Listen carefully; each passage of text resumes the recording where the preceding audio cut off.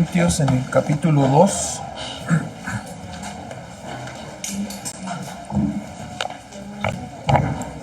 Les pido que hagamos una oración, por favor. Padre Celestial, agradecemos en esta mañana que podemos reunirnos para adorarte, Señor, para bendecir tu nombre. Reconocemos, Padre, que tú eres el único Dios verdadero, que has enviado a tu Hijo Jesucristo para ser el único mediador entre ti y nosotros. Y a través de tu Espíritu Santo nos has conducido, nos has llevado a la convicción y a la obediencia de tu palabra. Por eso en este día, Señor, te adoramos, te bendecimos y suplicamos, Padre, que nos guíes en este tiempo de la predicación de tu palabra, Señor. Ayúdanos para que ésta pueda ser aplicada y, Señor, meditada en nuestras mentes, en nuestros corazones, y que podamos apropiarnos de ella, Señor, para que nuestras almas sean moldeadas en conformidad a la imagen y semejanza perfecta de nuestro Señor Jesucristo. Pedimos tu bendición, Padre, y te damos las gracias en Cristo Jesús. Amén. Bueno, estamos entonces en Segunda de Corintios, capítulo 2, versículo 1 al 17. Vamos a estudiar, habiendo considerado las semanas anteriores la filosofía de Pablo tocante a las aflicciones, con su respectiva consolación, ¿verdad? Lo cual nos fue enseñado para que de la misma manera, dice que nosotros hemos sido consolados, de la misma manera podamos también consolar a otros. Asimismo comentábamos que el apóstol mencionaba en el capítulo anterior, en el capítulo 1, en el versículo 9, que llevaba él la sentencia de muerte, ¿verdad? Refiriéndose probablemente a los peligros que pasó en Éfeso, aunque en realidad sabemos que en diferentes maneras, ¿no? El apóstol ha mencionado que siempre estaba en peligro, ¿no? Ahí en Corintios 15:30 recordamos, ¿no? Que él nos decía, dice, ¿y por qué nosotros peligramos a toda hora? Sí, dice, por la gloria en orden a vosotros, que en orden tengo a vosotros en Cristo Jesús, Señor nuestro. Dice, cada día muero. Si como hombre batallé en Éfeso contra las bestias, ¿qué me aprovecha? Dijo, si los muertos no resucitan. Constantemente Pablo lo entendía de esta manera, que pensaba sobre él una sentencia de muerte, ¿no? Y esto fue, dice, para que pudiera yo aprender a confiar plenamente en Dios, de lo cual aprendemos, ¿no? Que lo que Pablo nos ha mencionado, que verdaderamente nunca podrá venir sobre nosotros una prueba que sea mayor a la capacidad que nosotros tenemos para poder resistirla, ¿verdad? El Señor ha prometido no solamente nos ayuda en las pruebas a que confiemos en Él, pero ha prometido que las pruebas que nos llegarán no serán mayores a lo que nosotros podemos resistir. También comentábamos tocante al supuesto cambio de planes. Ya ven que los enemigos de Pablo, qué curioso se oye, decíamos, ¿no? En los días anteriores, en los domingos anteriores, que Pablo tuviera enemigos y que tuviéramos enemigos en la iglesia, ¿no? Se oye raro el comentario, pero así sucedía. Pablo también, los enemigos de él consideraron que su cambio de planes, dice, probablemente vaya a verlos, pero resulta que siempre no pudo ir, ¿verdad? El Señor lo estorbó. Él había dicho en el capítulo 16, versículos 6 y 7, pudiera ser o podría ser que vaya a verlos si el Señor lo permite, pero ellos lo tomaron ya como una palabra que no. Pablo dijo que iba a venir, ¿verdad? Y no vino. Entonces, no, ya no es digno de confianza, dijeron. No podemos confiar en Pablo, ¿verdad? Es como decíamos que parecía el personaje ese que se llamaba la chimoltrufia, ¿no? Estaban acusando a Pablo de que conforme decía una cosa, conforme decía otra cosa, ¿no? Entonces, así lo estaban tomando, ¿no? Los enemigos de él. Entonces, el apóstol se defendió diciendo en el versículo 12, estamos repasando versículo 12 del capítulo 1, él, segunda de Corintios 1:12, él se defiende diciendo que mi gloria es esta, o nuestra gloria es esta, el testimonio, dice, de nuestra conciencia, que verdaderamente fueron así las cosas, y pongo a Dios por testigo, es lo que dice Pablo, ¿verdad? Entonces, pues qué maravilloso, ¿no? Que el apóstol dice, no, yo sabiendo que voy a dar, rendir cuentas delante de Dios, mi conciencia me da testimonio de que nunca tuve mala intención y nunca quise como engañarlo, ¿no? O pasarme de listo. Además, Pablo argumenta en el capítulo 1 que el evangelio que él ha predicado, vamos a suponer que Pablo, humanamente hablando, no era perfecto, ¿verdad? Por supuesto. Entonces, que se hubiera equivocado. No fue así, pero vamos a suponer que se hubiera equivocado. El apóstol dice, sí, pero el evangelio que les he predicado no es sí y no, ¿verdad? No es contradictorio. Es fiel en todas sus promesas, es fiel en todas sus amenazas, en todas sus advertencias. Entonces, ahí el apóstol se defiende de esta manera. Y así, en el capítulo 2 continúa su explicación. Los primeros 4 versículos, nuestro primer punto es que el apóstol Pablo en realidad dice, no fui a ustedes en realidad realmente por ser indulgente para con ustedes. Dice versículo 23 y 24 del capítulo 1, que es el contexto anterior, ¿verdad? Yo llamo a Dios por testigo otra vez sobre mi alma, que por ser indulgente con vosotros no he pasado todavía. Ustedes me están acusando que no tengo palabra, que soy sí y no, que ya no me tienen confianza, ¿verdad? Pero en realidad, dice, la verdad de las cosas es que por ser esta palabra aquí, indulgente, ¿no? Es por no querer aplicar inmediatamente la rigidez que debería hacerse en estos casos, preferí mejor aguantarme un poquito, ¿verdad? Así que aquí vemos en realidad en estos primeros versículos la paciencia y el amor de Pablo para con los corintios, ¿verdad? Ellos lo estaban acusando de ser cambiante y Pablo dice, no, en realidad es por no llegar con la espada desenvainada y empezar a hacer lo que debía hacer, dice, entonces Dios me es testigo que por ser indulgente con vosotros no he pasado todavía a Corinto. Y respecto a que nos enseñoreamos de ustedes, dice Pablo, no es que nos enseñoreemos de vuestra fe, sino que Dios nos ha puesto, ¿no? Para ayudarles, para hacer apoyo, para que su fe esté firme, ¿no?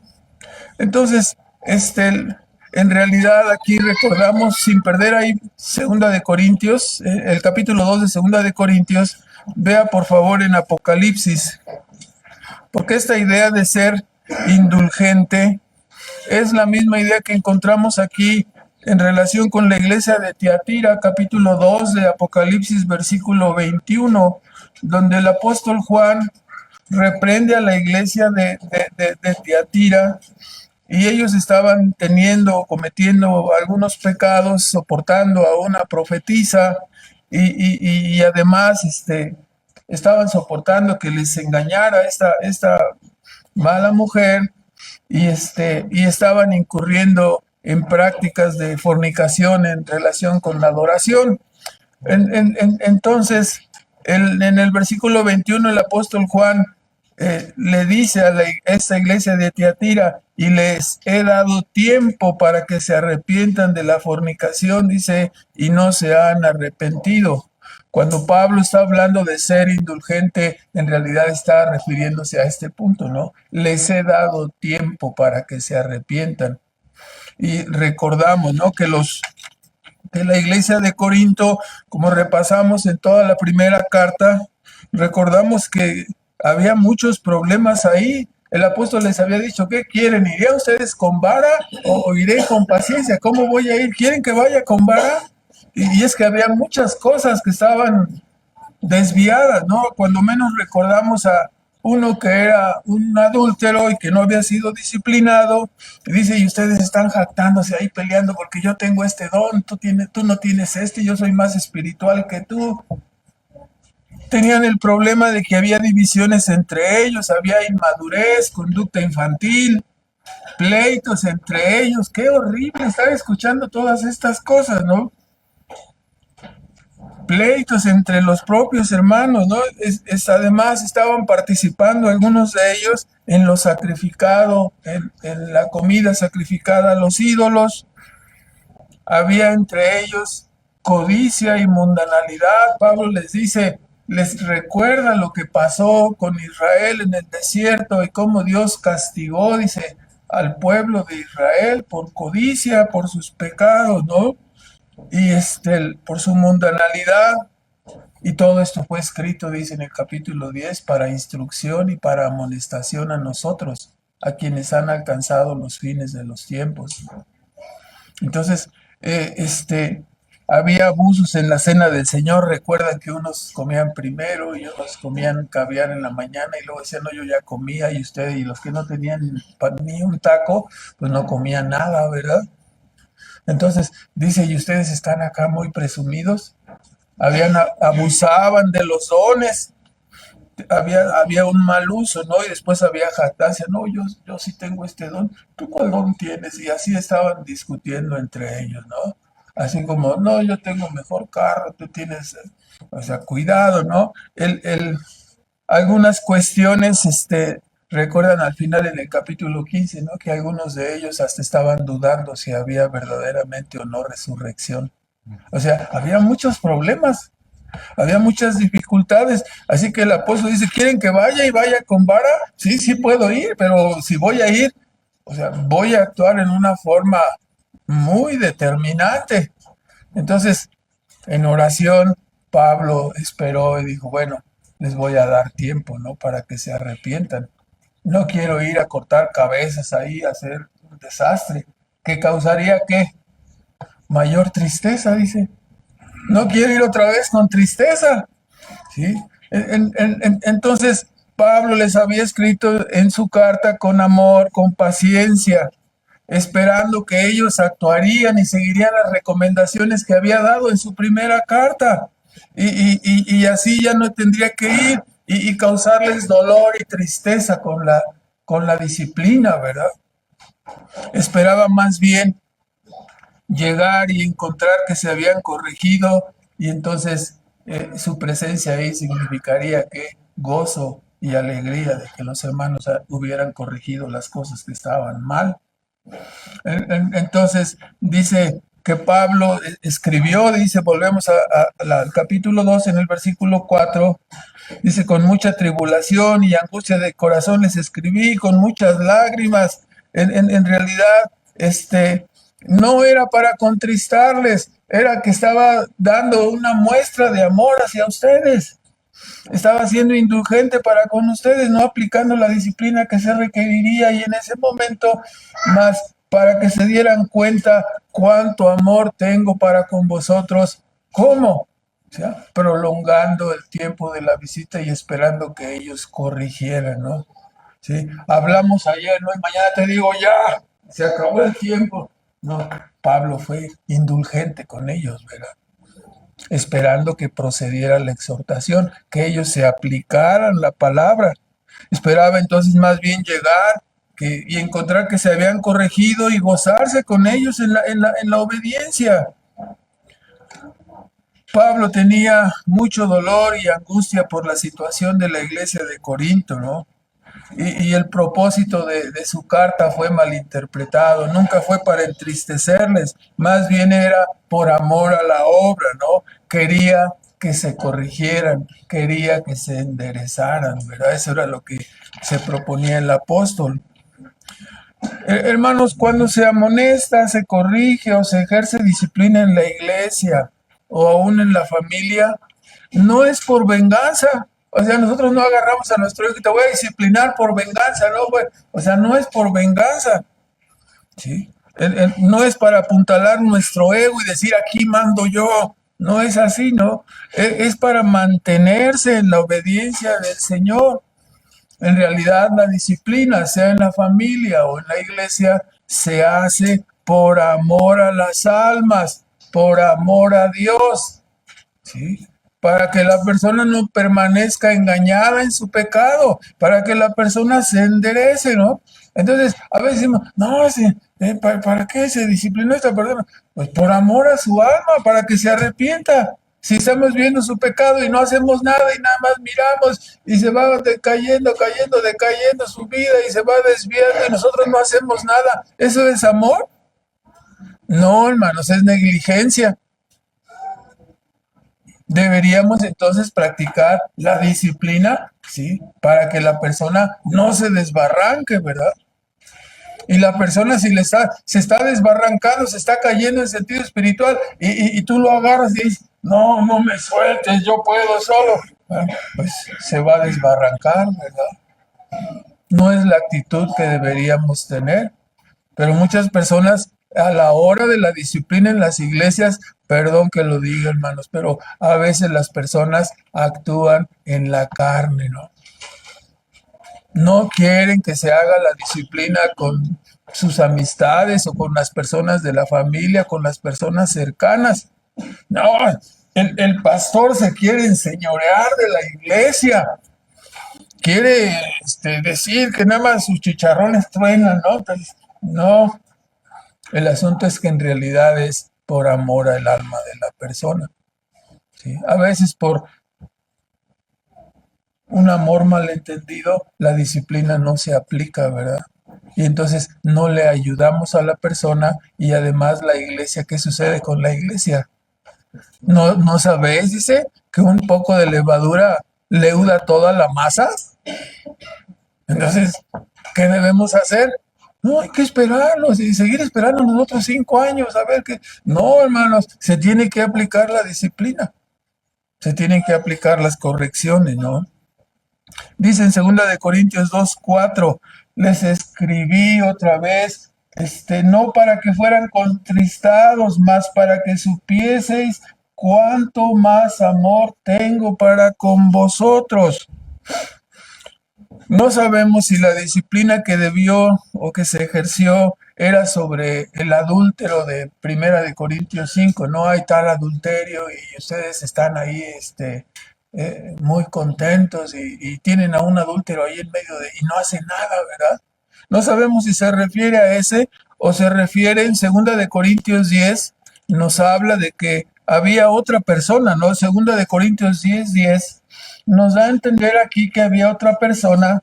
Dice, porque a la verdad dicen las cartas, ¿no? Había alguna persona o algunas personas que decían, las cartas que manda Pablo, ¿no? Son graves y fuertes.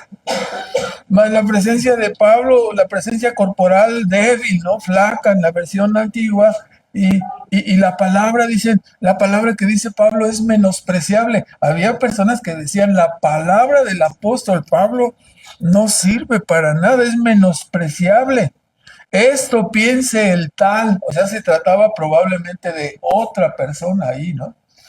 Si esto piensa el tal, que cuales somos en la palabra por carta estando ausentes, tales seremos también en hechos estando presentes, ¿no? O sea, no sabemos si se trataba del adúltero o se trataba de esta persona, ese tal, que estaba de rebelde en contra de la autoridad apostólica, ¿verdad?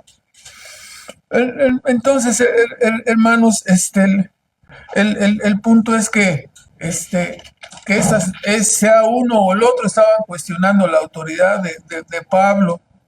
Algunos consideran que Pablo tuvo que viajar a Corinto para resolver estos problemas y después ya regresó otra vez a Éfeso o a Troas, donde él estaba, ¿verdad? Esta es la razón por la que más adelante vamos a ver en el capítulo 12, por ejemplo, que el apóstol dice, fíjese este argumento porque es muy interesante. Pablo dice en 12:14, segunda de Corintios, dice, he aquí estoy preparado, no aparejado para ir a vosotros la tercera vez.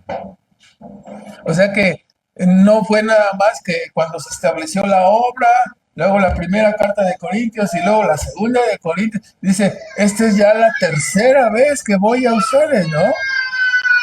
Y en 13:1 es lo mismo. Dice, esta tercera vez voy a vosotros. Este, entonces algunos consideran que Pablo había viajado como en un para hacer un fast track, ¿no? O sea, rápido fue y trató de arreglar el asunto y regresó otra vez a Éfeso o a Troas, por donde estaba, ¿no?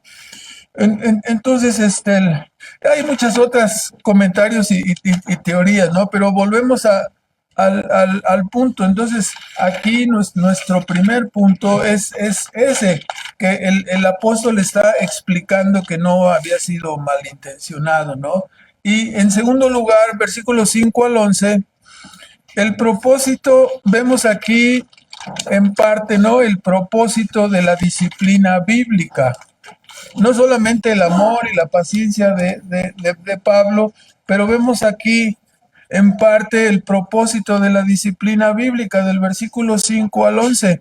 En los versículos 5 a 6 se nos señala el dolor que causó a Pablo y en realidad a toda la iglesia de Corinto. Le causó, hubo gran tristeza. ¿Sí? Hermanos, cuando un padre disciplina a su hijo, ¿está disfrutando? No, ¿verdad? Hay tristeza, hay dolor. Cuando la disciplina se hace en la iglesia, hay tristeza. Igualmente, ¿no? Hay dolor. Pablo no estaba disfrutando la disciplina que se estaba efectuando, ¿verdad? O que se había efectuado. Así tanto Pablo como la iglesia se dolieron ante la disciplina, al parecer probablemente del adúltero o de la otra persona que se ha mencionado, no sabemos específicamente. Esta reprensión habría de ser suficiente, dice la escritura, para que esta persona se arrepintiera. Dice en el versículo 6, bástale al tal esta reprensión hecha de muchos, ¿no? Eso debería ser suficiente para que ya él se hubiera corregido, para que él se hubiera arrepentido. En este pasaje queda manifiesta la actitud que la iglesia debe tener para con la persona que se arrepiente. Hay que perdonarle y consolarle, dice el apóstol, ¿no? Hay que confirmarle en el versículo 7, así que al contrario, vosotros más bien lo perdonéis y lo consoléis. Sí, aquí hay que tener cuidado. Ahorita vamos a hacer algunas aclaraciones en esta parte, ¿no? En este pasaje queda manifiesta la actitud que la iglesia debe de tener para con la persona que se arrepiente. No lo vamos a perdonar y consolar si no hay un arrepentimiento, ¿no? Porque estaríamos haciendo una consolación absurda si la persona sigue en pecado o sigue rebelde. Hay que perdonar y consolar. Queda implícito que la persona que había sido disciplinada debería ¿qué? Arrepentirse.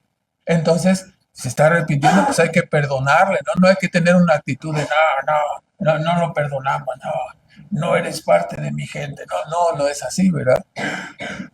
Entonces hay que perdonarle y consolarle, dice el apóstol, ¿no? Pero el presupuesto aquí es que la persona ha de arrepentirse, ¿sí? Hay que perdonarle y consolarle, dice Pablo, para que la persona no sea consumida por la tristeza. Cuando una persona recibe disciplina por parte de la iglesia, no es causa de gozo, es causa de ¿qué? De tristeza. Entonces, pero si la persona permanece necia y no arrepentida, entonces no hay que perdonarle. Ahorita vamos a hacer algunas aclaraciones, ¿no? Pero si la persona se arrepiente, sí hay que perdonarle, ¿no? No sé si me explico, hermanos. Sí está implícito el perdón y el consuelo, pero queda implícito ¿qué? El arrepentimiento. Si no hay arrepentimiento, debemos guardar nuestra línea, ¿verdad? Entonces, primeramente, ¿no? Esta es la actitud correcta del pecador convicto por los pecados cometidos. Cuando el pecador convicto, el pecador es convicto, el pecador expulsado o disciplinado, dice, me equivoqué. Cuando el pecador expulsado reconoce, hice mal. A lo mejor me malentendieron, ofendí a Dios y a la iglesia. Esas palabras pudiera decir, ¿no? Mis pecados causaron tropiezo y hice un daño al cuerpo de Cristo. Pero si no hace esas cosas, entonces, ¿qué vamos a hacer nosotros? ¿Sí? Te perdonamos aunque pisoteaste el cuerpo de Cristo. Híjole, no, ¿verdad? Entonces, aquí el apóstol nos está diciendo, claro, hay que perdonarle y consolarle, pero en el entendido de que la persona que, hermanos, se arrepienta, ¿verdad? Proceda al arrepentimiento. Como siempre hemos dicho, hermanos, aquí podemos entender que ¿qué es lo que excluye a una persona de la membresía de una iglesia? ¿El pecado o la falta del arrepentimiento? Si la persona se arrepiente, entonces deberíamos estar prestos para consolarle y animarle, ¿no? Pero si la persona no se arrepiente, entonces nosotros tenemos que guardar una línea. ¿Qué amamos más, al infractor o a Dios? Dios te dice, disciplínalo y por amor a la santidad, al nombre de Dios, criticando el nombre de Dios, ¿sí? No, se lo sigue menospreciando, no se arrepiente, hasta murmura de la iglesia. Híjole, no, pues entonces no, cuidado, ¿verdad? Entonces, en tales casos, claro, la iglesia debe de tomar otra actitud, ¿no? Cuando hay arrepentimiento debe haber perdón. Esto es lo que manda el apóstol Pablo, ¿no? Perdónenle y consuélenle, el versículo 7. Versículo 8, confírmelo en el amor. O sea, perdónenle y consuélenle. Sí, confírmelo en el amor. Pero si no hay arrepentimiento, mal haríamos, ¿verdad? Estaríamos actuando equivocadamente. En el versículo 9, el apóstol enfatiza, dice, porque también por este fin os escribí, para tener experiencia de vosotros, dice, si sois obedientes en todas las cosas, ¿sí? No nada más en algunas, y en este caso, el apóstol, mi cuestionamiento ahí siempre es, ¿verdad? ¿Tendría el apóstol entendimiento, ¿no? ¿O estarían ocurriendo cosas en las iglesias de antaño como ahora? Seguramente, ¿verdad? El apóstol parece entender que a veces dentro de nuestras iglesias o dentro de las iglesias evangélicas, hermanos, con mucho cuidado lo digo, hay problemas porque las personas que nos decimos ser campeones e identificados con Cristo en el perdón y en el arrepentimiento, cuando se hace necesario, no queremos arrepentirnos y no queremos perdonar y nos hacemos que duros en lugar de humillarnos, ¿verdad? Entonces, si la persona se arrepiente, perdónenle y consuélenle. Si la persona se arrepiente, confírmelo en el amor, ¿sí? Hay que ser obedientes en esta parte, ¿no? Es muy importante que la iglesia tenga el carácter y la humildad en perdonar al que se arrepiente. Es importante, ¿no? Si una iglesia que se dice evangélica, cristiana, no tiene el carácter para humillarse y perdonar, entonces habremos perdido nuestra identidad como creyentes. ¿Qué es lo que nos identifica como creyentes? Que somos semejantes a Cristo, ¿no? Pero si no nos queremos humillar, si no queremos perdonar, si no nos queremos arrepentir, si somos soberbios y orgullosos y no queremos doblegarnos, ¿está bien? Claro que no, ¿verdad? Entonces, mal estaríamos en no recibir al que se arrepiente. Ya no estaríamos imitando el carácter de Cristo. Si una iglesia no quiere perdonar, estaría tan mal como el pecador que no quiere arrepentirse, ¿verdad? De cualquier forma, si el infractor no se arrepiente, hermanos, este es algo con mucho cuidado, ¿no? De cualquier manera, a veces hay un conflicto en un matrimonio X de Holanda, vamos a decirlo así, ¿no? Tantos viajes que hago yo para allá que en un conflicto de un matrimonio en Holanda. Entonces, la solución es que se humillen y se perdonen mutuamente, ¿no? ¿Sí? Pero, si la persona no quiere perdonar, ¿qué sucede? ¿Se va a resolver el asunto? No, no se va a resolver. Sin embargo, el consejo ministerial siempre es a la persona, bueno, aunque la otra parte no se quiera humillar y no quiera perdonar, tú debes perdonar. ¿Por qué? O sea, para que no se te haga un conflicto, para que no se haga, ahorita lo vamos a ver, el problema con el corazón humano es que si resistes y no quieres perdonar, después el corazón se daña y se hace lo que la escritura se denomina como una raíz de amargura, ¿verdad? Que afecta tu carácter, tu corazón, tu vida y todas tus demás. O sea, es que me hizo esto, me hizo así, me pateó y eh, la verdad es que no lo quiero perdonar. No, perdónalo, es conveniente que lo perdones. Aunque él finalmente no se arrepienta, tú perdónalo así. Tu alma es sanada y limpiada. No hay raíz de amargura. Aunque tú no tengas la culpa, perdónalo. ¿Me explico? No, y nos agarramos a cualquier cosa y la persona, y entonces ya sabemos lo que ocurre en Holanda y en cualquier otra parte, se rompen los yugos, ¿verdad? Se rompen las relaciones, se terminan los matrimonios, se desintegran las familias. ¿Por qué? A la persona que dice, no, cambió su carácter total. ¿Qué le pasó? Se amargó. Una raíz de amargura por no perdonar. Pero es que yo no tuve la culpa, sí, pero la falta del perdón y el hecho de no quitarte ese daño que traías allí interiormente va a provocar una infección en tu alma. Entonces, de cualquier manera, si el infractor no se arrepiente, los creyentes debemos perdonar y dejar el asunto en las manos de Dios, ¿no? ¿Sí? ¿Para qué? Para que no se nos haga raíz de amargura.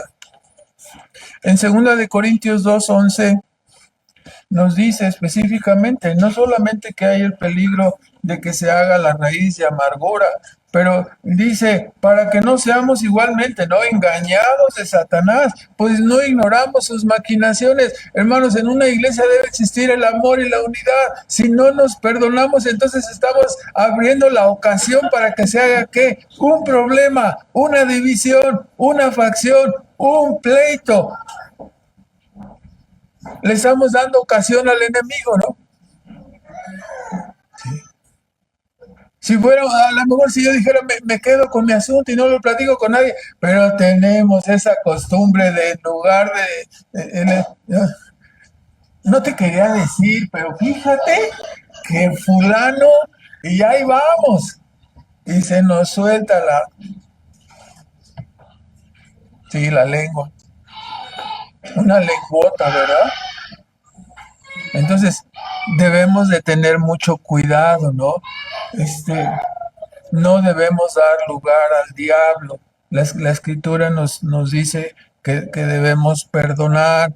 Cuando no perdonamos, ahora sí, Hebreos 12:15, la escritura nos dice ahí en Hebreos 12:15 que se hace una raíz de amargura. Esa raíz de amargura, 12:15, véalo por favor, mirando, dice el apóstol, mirando bien que ninguno se aparte de la gracia de Dios, que ninguna raíz de amargura brotando. ¿De dónde brotará una raíz de amargura? De una semilla de resentimiento, de una semilla de falta de humillación y de perdón. Esa semilla llega a producir, ¿y qué produce? Amargura. Entonces, que ninguna raíz de amargura brotando os impida y por ella muchos sean contaminados, ¿no? ¿Cuál es el tema de la carta de Hebreos, hermanos? La apostasía, ¿verdad? La apostasía. Esta es una de las causas por las que muchas personas se convierten en ¿qué? En apóstatas, ¿verdad? Porque dejan que crezca esa raíz de amargura, daña su corazón y después ya lo único que pueden decir es, me fui de esa iglesia porque son unos hipócritas, ya saben lo que siempre van a decir. No es que no se va a echar la culpa a la persona, se va a justificar a sí misma y le va a echar la culpa a los demás. Por eso el apóstol Pablo dice Efesios 4, 26 y 27 que, hermanos, al menos en nuestras relaciones, no deje que el sol se ponga sobre su enojo, ¿no? No se acuesten berrinchado con su esposo, con su esposa, con su hijo, con su hermano en la fe. No nos acostemos con reserva. No. Luego le digo, el año que entra le digo, no, si te esperas al año que entra va a brotar esa raíz de amargura. Con humildad, acercándonos hay que resolver los problemas para que no se conviertan en una dificultad. ¿Sí? Para que no se conviertan en odio hacia el hermano, ¿no? Para que después no se conviertan, no, ahí viene y empieza así, y se hace para un lado, ¿no? Empieza a hacer gestos y pucheros y ya le está afectando, ¿no? La falta del perdón. Entonces, el Efesios 4:30 también nos indica el apóstol Pablo, ¿no? Que no contristemos al Espíritu Santo con que fuimos sellados para el día de la redención.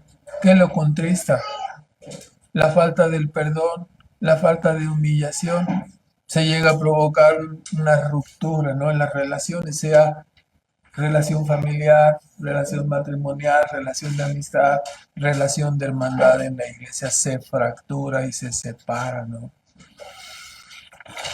En tercer lugar, del versículo 12 al 17, el apóstol menciona, ¿no? Aquí versículo 12 y 13, aunque no tenía reposo, dice Pablo, porque no encontré a Tito, ¿no? A quien más adelante lo va a encontrar, ¿no? En el capítulo 7 nos dice, por fin ya me encontré con Tito en esta misma segunda carta de Corintios, pero mientras no lo encontró, dice, vine a Troas a predicar el Evangelio porque Dios me abrió puerta y comencé a predicar una puerta abierta, una oportunidad, y Pablo no tenía paz en su corazón, pero porque no había encontrado a Tito, ¿verdad?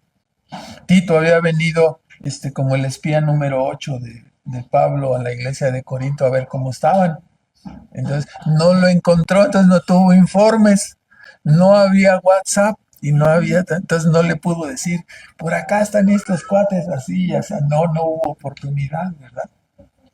Ni le mandó señales de humo, nada, no estaba, pero no obstante aprovechó la oportunidad para predicar el Evangelio en Troas.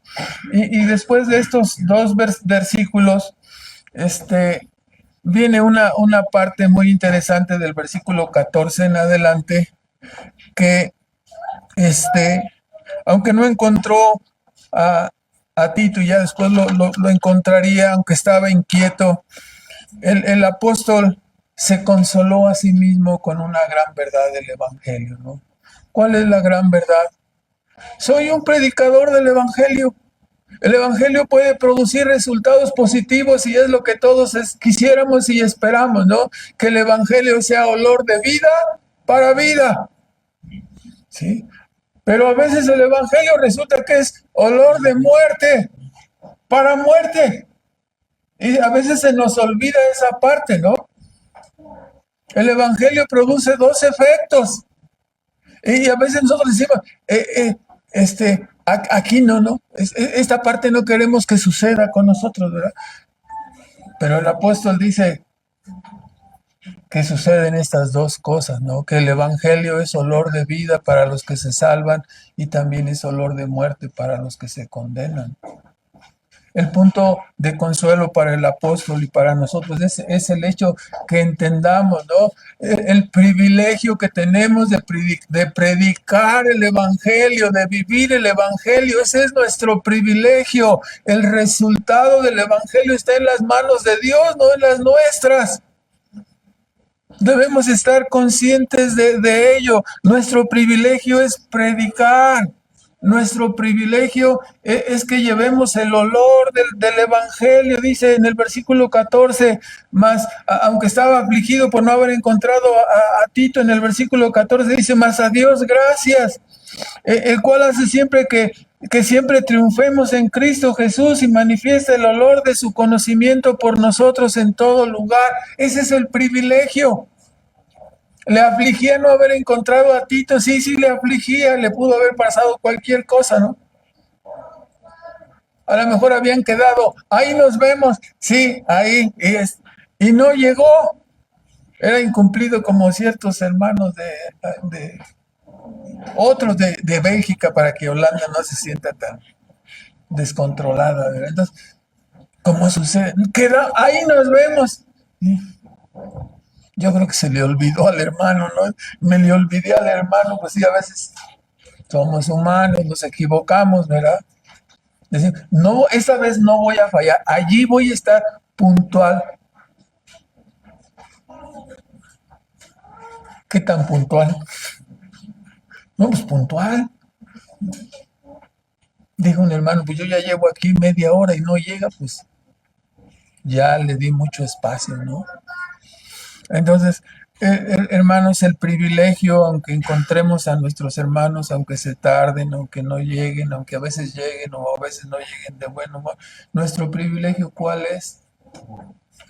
El privilegio de predicar el Evangelio, que seamos olor de vida, que Dios nos use para llevar el Evangelio. El resultado, quisiéramos puro olor de vida. Estoy diciendo lo que estoy tratando de tener cuidado en esa parte, ¿no?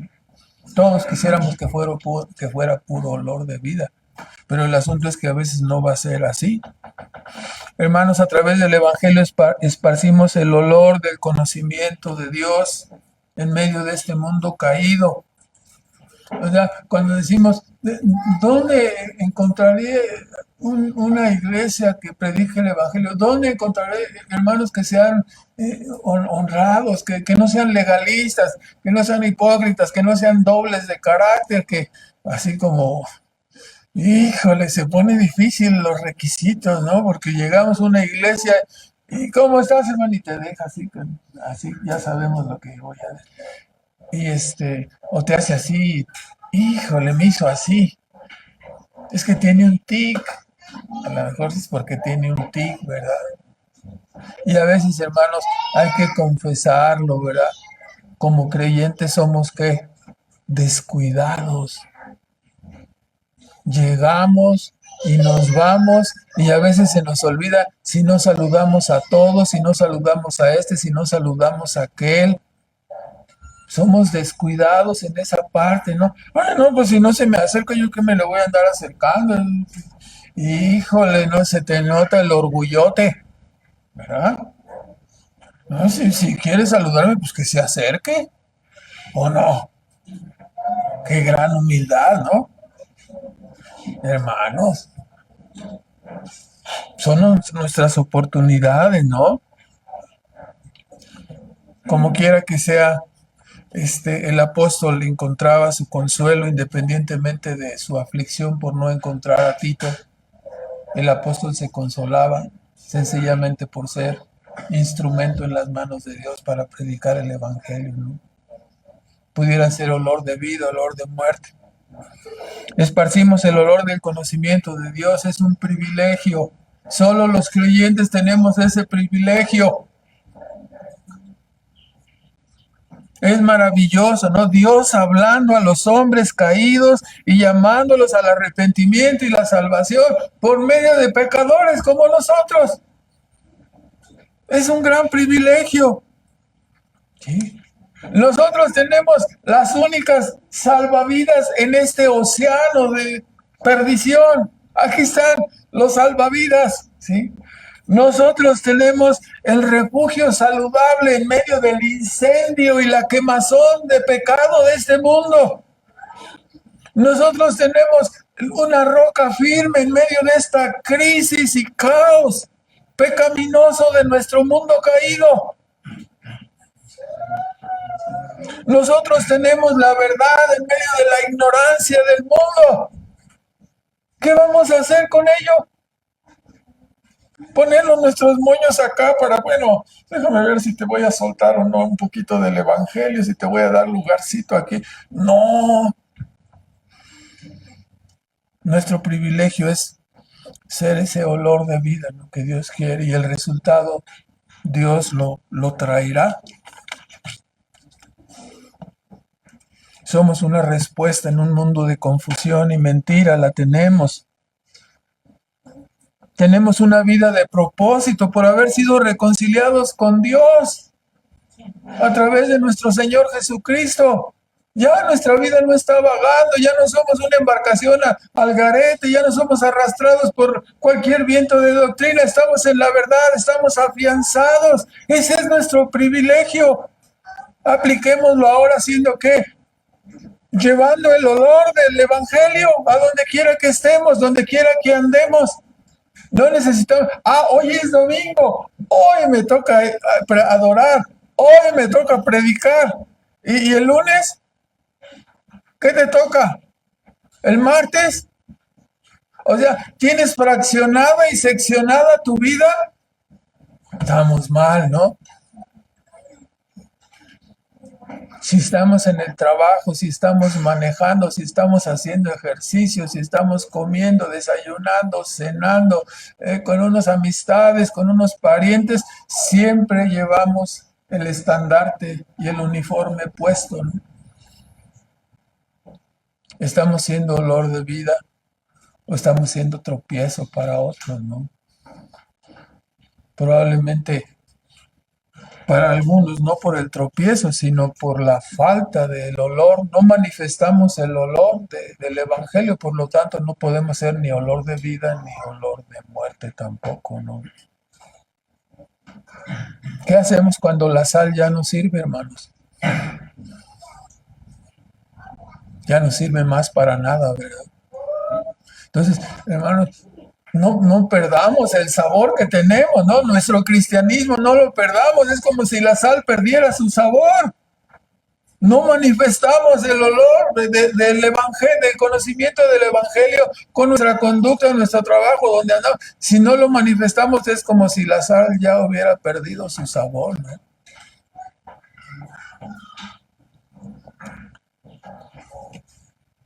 A través de la predicación del evangelio, Dios va, hermanos, sellando y cerrando los expedientes de los hombres con los cuales nosotros tenemos contacto, ¿no? En unos será olor de vida, en otros será olor de muerte. El olor de la salvación, hermanos, lo vamos proyectando. Hermanos, tenemos la respuesta, ¿no? Siempre ubicamos los problemas, la filosofía, el mundo religioso, teológicamente manifiesta que el hombre tiene 4 problemas básicos, ya lo conocemos de memoria, ¿verdad? El problema ontológico, el problema es ¿qué soy? ¿Sí? ¿Qué soy? ¿Soy sobrino de King Kong, descendiente de los changos, o qué soy, no? ¿Vengo de la evolución? No, tenemos la respuesta ontológica. Dios ha creado a los seres humanos, Dios nos ha hecho a su imagen y semejanza. Nos resbalamos, nos caímos en Adán y ahora tenemos la palabra para decir a los hombres qué somos. No solamente respondemos el problema ontológico, también respondemos el problema ético y moral. ¿Sí? Nosotros no tenemos problemas para saber que hay valores absolutos que serán usados. ¿Sí? En el juicio de los seres humanos entendemos lo que está bien, lo que está mal, todas las reglas y normas, los mandamientos, los absolutos morales que Dios nos ha dado, ¿no? Tenemos resuelto el problema ontológico y el problema ético y moral, ya lo tenemos ahí resuelto en la escritura. Tenemos resuelto el problema epistemológico, ¿no? Porque de repente llega uno y nos pregunta, a ver, ¿cómo sabes que sabes? Ay, qué pregunta tan interesante, ¿verdad? ¿Cómo sabemos que sabemos y que tenemos la verdad? Porque Dios nos lo ha dicho en su palabra, porque nuestra verdad ha sido testificada en medio de la historia. Tenemos una respuesta al problema epistemológico. No nos sacamos como un mago la respuesta así de un sombrero. El Evangelio fue establecido aquí. El piso de arriba, que está silente aparentemente, ha hablado, ¿no? A través de la creación y se ha expresado más específicamente a través de la verdad del Evangelio, ¿no? Entonces tenemos la respuesta al problema epistemológico y tenemos la respuesta al problema teleológico, ¿no? Que es ¿para qué existo? No solamente existo, sino ¿para qué existo? Pues para darle el honor y la gloria a Dios. Si no vives para darle el honor y la gloria a Dios y tu existencia no está dirigida de esta manera, entonces tu vida, si la estás viviendo, si todavía estás pensando convertirte en teriano, ¿cómo se llama? Ni lo puedo pronunciar. Terian, si estás pensando en comprar tu máscara de coyote o de, iba a decir de perro, pero no lo quiero decir, ¿verdad? O de gato. Algunos estarán pensando ponerse su máscara para identificarse con un Terian, así se dice, Terian, así más o menos, ¿no? Entonces, hermanos, no tenemos ese problema. Ya sabemos cuál es el propósito. Dios nos ha creado a su imagen y semejanza y nuestra existencia final consiste en honrar y glorificar a Dios como sus criaturas que somos, ¿no? Hemos sido reconciliados por Cristo y eso es el fin. Ahora, hermanos, nosotros podemos decir, Eureka, lo hemos encontrado, ¿no? El Señor nos salvó. Tenemos respuesta a todos estos asuntos, mientras que otros viven en la ignorancia, en la confusión, en la perdición, para siempre al menospreciar la luz de la verdad del Evangelio, ¿no? Al rechazar la palabra de vida, cada persona está sellando el expediente de su condenación. Para una persona que se endurece ante la exposición de la verdad del Señor y su Evangelio, queda sellado y cerrado su expediente, queda sellado su casa, ¿no? ¿Sí? La vida, la verdad y la salvación tocaron a tu puerta y no les hiciste caso, entonces ya no hay más oportunidad, ¿no? Por cuanto te llamé y no me quisiste oír, toqué a la puerta de tu vida y te hiciste como que no oías. Entonces, cuando tú vengas, yo no voy a ver tus oraciones, yo no voy a oír tus ruegos, no voy a hacer caso a tu profesión de fe de papel, ¿no? ¿Me explico? Entonces, la persona pensaría, ¿cómo pude hacerlo? Entonces, así será el lamento, ¿no? Me hablaron, me llamaron, tocaron a mi puerta, pero tú tropezaste en la vergüenza, tú te opusiste a la verdad, esperando que tu razonamiento fuera mejor que el de Dios. Cerraste tus entrañas pensando que tú no necesitabas a Dios, que tú tenías otros datos, que tú tenías otra filosofía de vida. El barro diciéndole al alfarero divino, ¿no? No, es que yo estaría de acuerdo con Dios si Él hubiera hecho esto, si Él me hubiera hablado y me hubiera preguntado, ay, o sea, ¿qué te pasa, no? El ignorante tratando de enseñar a Dios cómo son o cómo deberían ser las cosas, ¿no? Tantas personas así en el mundo. No, si Dios hace esto, entonces yo le voy a, entonces sí le voy. No me digas, ¿eh? Ahora los patos le tiran a las escopetas, ¿no? Es lo que siempre decimos, ¿sí? La criatura dándole lecciones al Dios sabio y todopoderoso, ¿no? Yo hubiera hecho el mundo de otra manera, yo hubiera hecho esto. El ciego tratando de enseñarle a Dios los colores y el diseño, ¿no? La criatura tratando de criticar, cuestionar y juzgar al gran Dios y juez de la creación. La criatura, ¿qué va a hacer? Cuestionar al Creador. Si Dios nos preguntara, ¿no? ¿Qué responderías? No puedes responder a una cosa de mil que Dios te pregunte. ¿Qué quieres hacer? ¿Le vas a enseñar biología a Dios? ¿Física? ¿Química? ¿Matemáticas? ¿Le vas a enseñar a Dios? ¿No conoce Dios cómo funciona este mundo? Lo cual está envuelto en fenómenos físicos, químicos y todo lo demás, ¿no? Astronómicos y todo lo que usted, la ciencia que usted le quiera agregar ahí. Pablo finaliza señalando, o sea, por supuesto que no podemos hacer eso, ¿no? Es nuestro deber solamente ser el olor del Evangelio, manifestar el olor del Evangelio en toda la integridad de nuestra vida. Y Pablo finaliza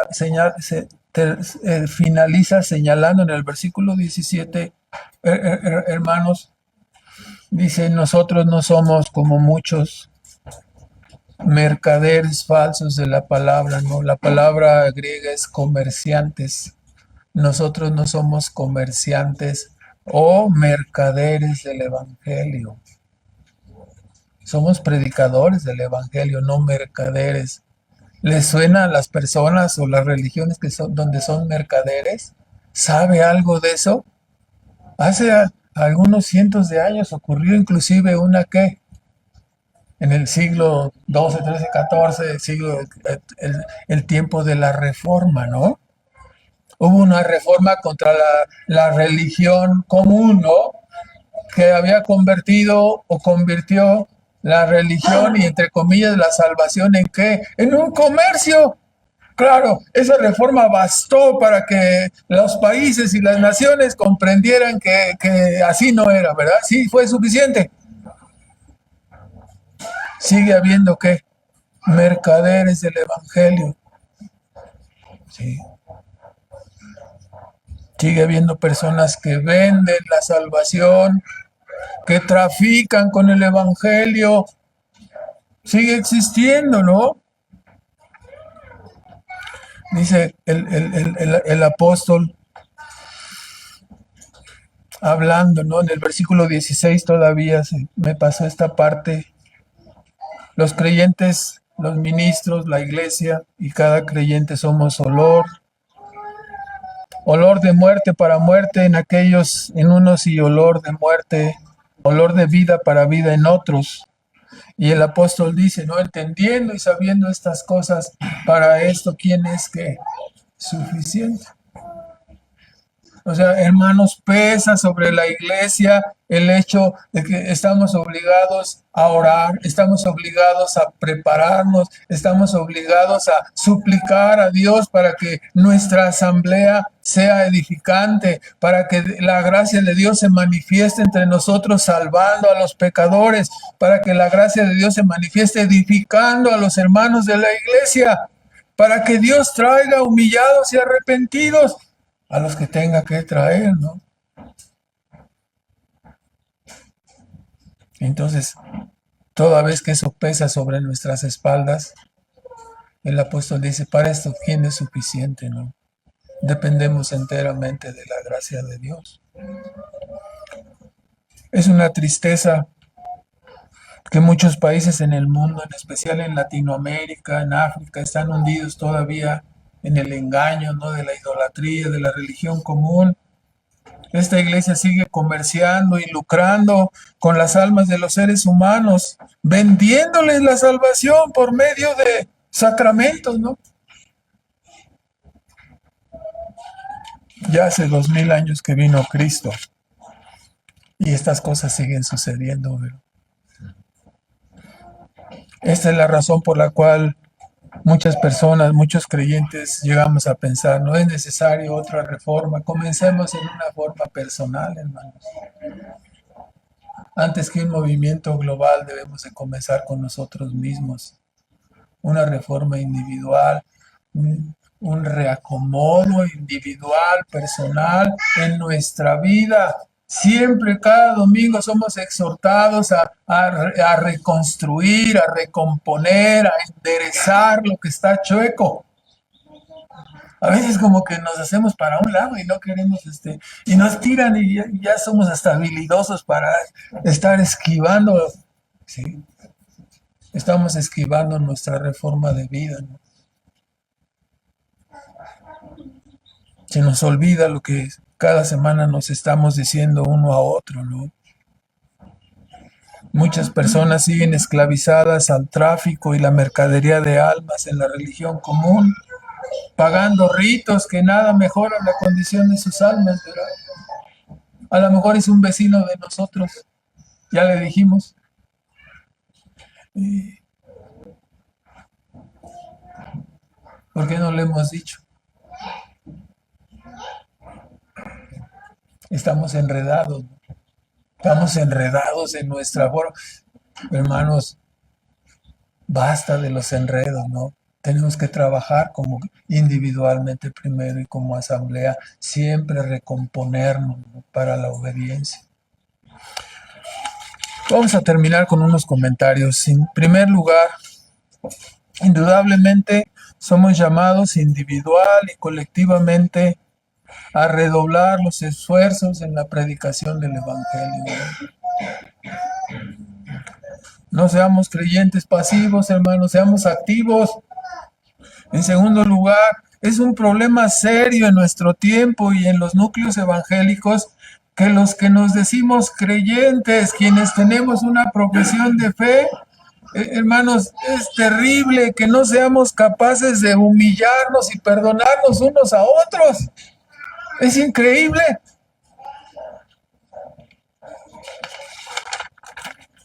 Es increíble que prefiramos escaparnos de una iglesia a enfrentarnos con nuestra obligación y responsabilidad de perdonarnos y reconciliarnos unos con otros. Es increíble, ¿no?, que nos escapemos sin importar el daño que causamos al cuerpo de Cristo, al cual decimos amar tanto, ¿no? Y sin embargo lo amamos tanto y nos escapamos y rehuimos la reconciliación y rehuimos el arrepentimiento. Es triste. Es triste porque una profesión de fe se derrumba de esa manera, ¿no? Un testimonio de un hermano, un testimonio de una iglesia se derrumba cuando suceden estas cosas. ¿Sí? Estos son los hermanos, estos son... Es peor cuando es el líder, ¿no? En tercer lugar, el Espíritu Santo nos convence de pecado para ayudarnos a arrepentirnos. Pero Satanás continuamente nos acusa para que pensemos que ya no hay espacio para arrepentirnos, ¿verdad? Satanás es el acusador.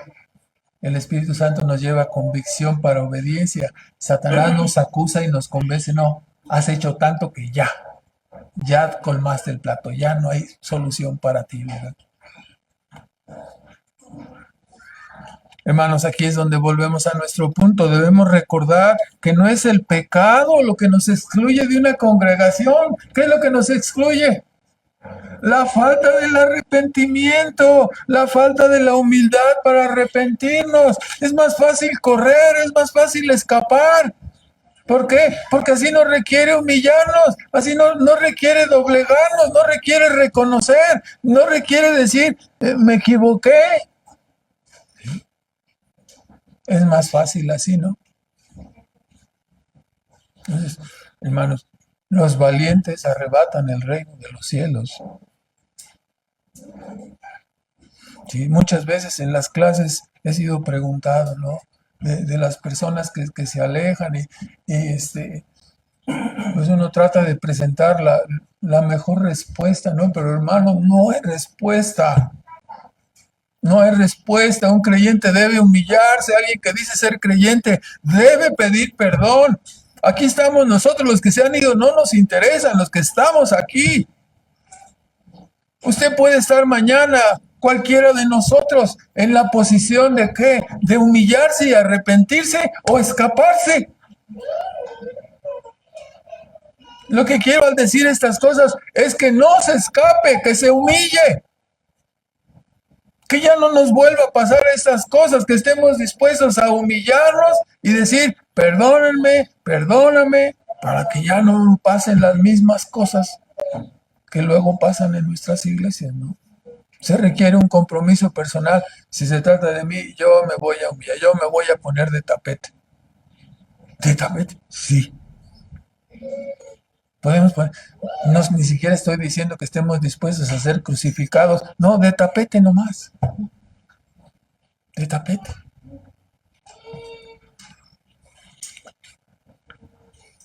Entonces, vamos a terminar con un último punto. En el mundo de la psicología se señalan mecanismos engañosos que usa el ser humano para no tratar con su pecado. Mecanismos que son usados por el hombre en forma natural y en forma inconsciente.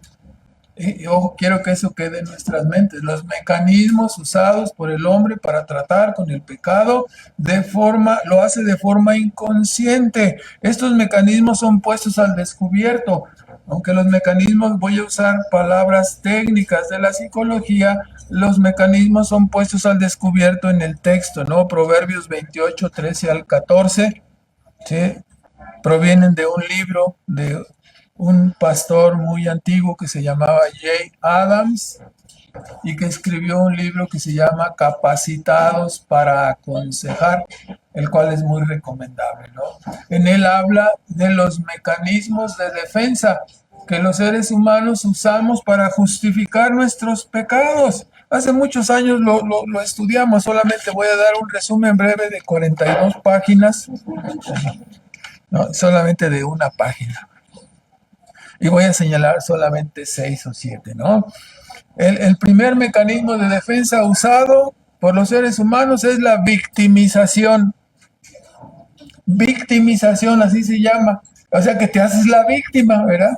No, es que soy así porque, no, yo no soy como tú tuviste muchas oportunidades, ay, pobrecito de ti, entonces es por la falta de oportunidades que es así, ¿verdad? Se está victimizando, ¿verdad? ¿Sí? Es que yo no era así, pero en mi colonia todos son así. Ya te victimizaste, ¿no? Ya, y además estás que justificando. Estás justificando tu pecado en una situación que está fuera de tu control, ¿no? Entonces, victimización, justificación. Bueno, otros son peores, siempre metemos ahí al mocha orejas, ¿no? No, no, sí, soy malo, pero malo, así malote, el mocha orejas, ¿no? No, pues sí. Entonces ya no tratas con tu pecado, ¿verdad? Te justifican. No, lo bueno es que no somos como el mocha orejas, ya. Te contesta, estás justificando nada más, ¿verdad? No estás resolviendo el problema. Te victimizas, te justificas. Otra es el ocultamiento, ¿no?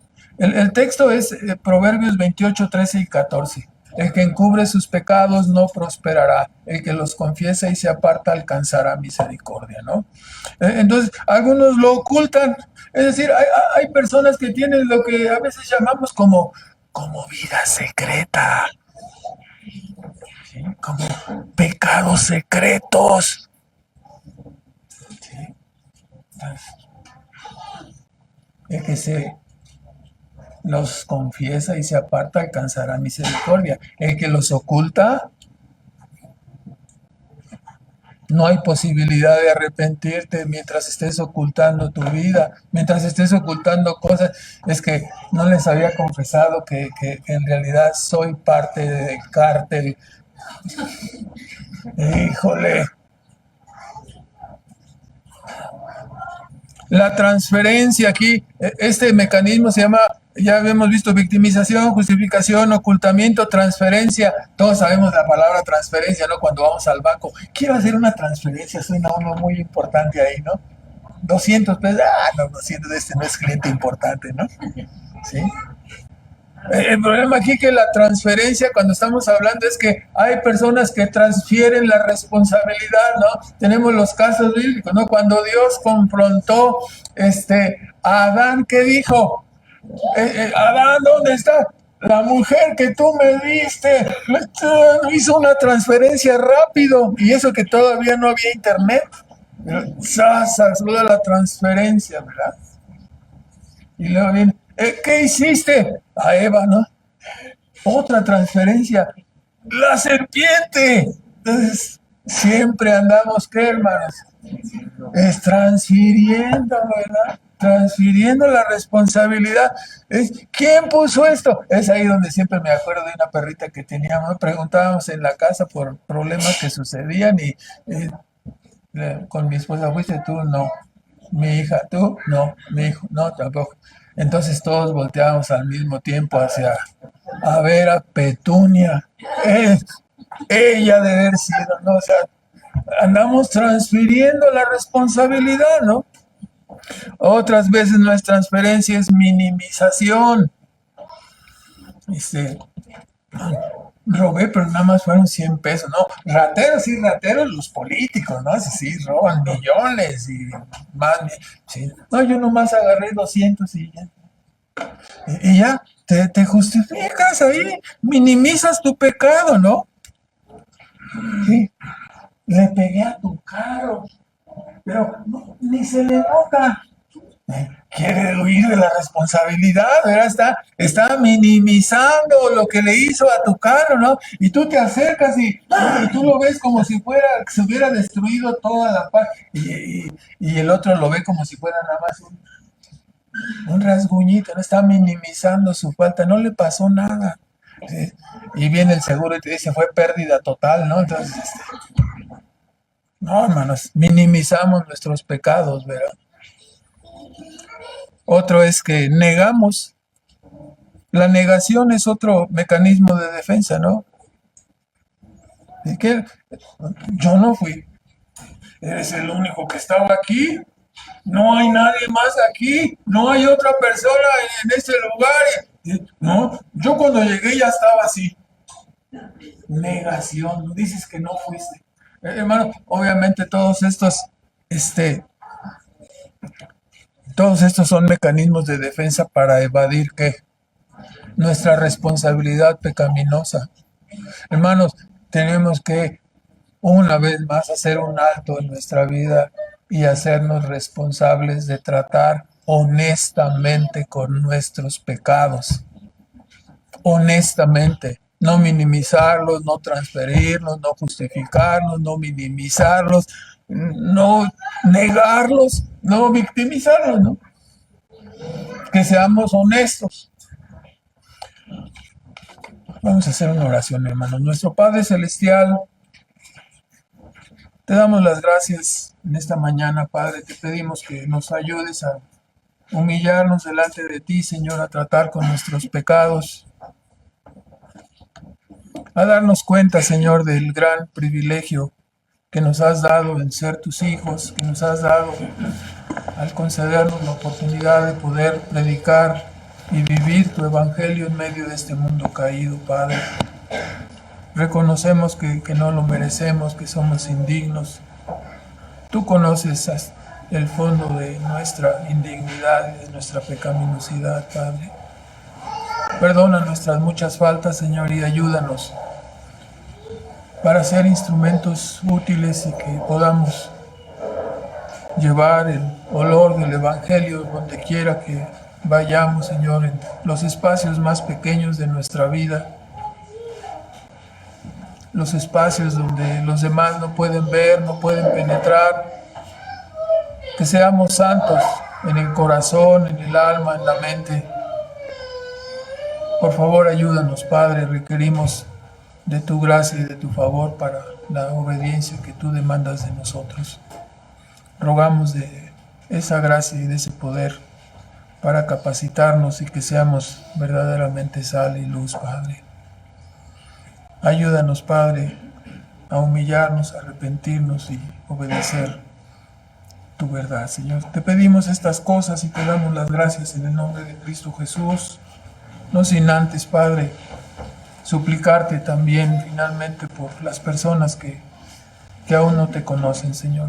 Ten misericordia de ellos, Señor. Ayúdales Sin tu ayuda, ellos solos no podrán venir, Señor. Ten misericordia y salva a tus hijos, Padre, a tus elegidos, a tu pueblo, Señor. Te lo rogamos una vez más en Cristo Jesús. Amén.